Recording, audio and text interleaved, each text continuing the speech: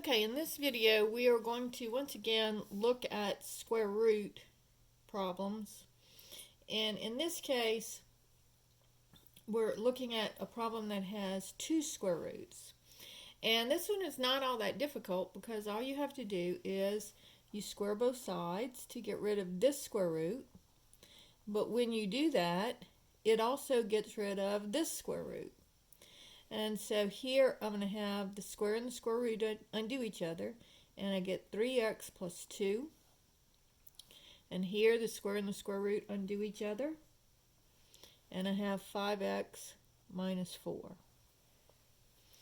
And so now the 3x is smaller, so I'll go ahead and subtract 3x from both sides. And I get 2 is equal to 2x minus 4.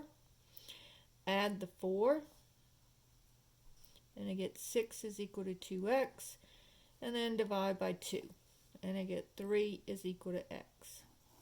So here you have to get all the x's together. Then you're getting the x by itself, so you have to get rid of the 2 and the 4. You get rid of addition and subtraction first, so you add the 4 because it's the opposite of subtracting the 4. And then you divide by 2 because the relationship here is multiplication. So you divide both sides by 2. So I get 3 is equal to x, or x is equal to 3. Now remember, on these radical problems you do have to check.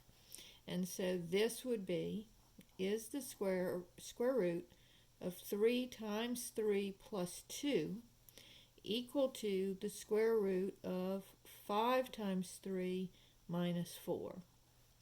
And so this would be 9 plus 2 is 11. So over here I get the square root of 11. And over here I get 15 minus 4, which is also 11. So notice the two square roots came out to be the same, and say they are equal. Okay, so that was problem 22. Now let's look at problem 23.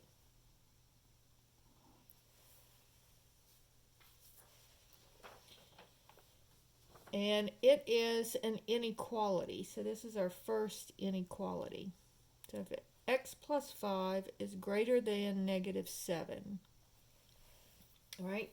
So we solve these inequalities the same way that we solve an equation, except for if I have to divide by a negative, I flip the inequality sign around.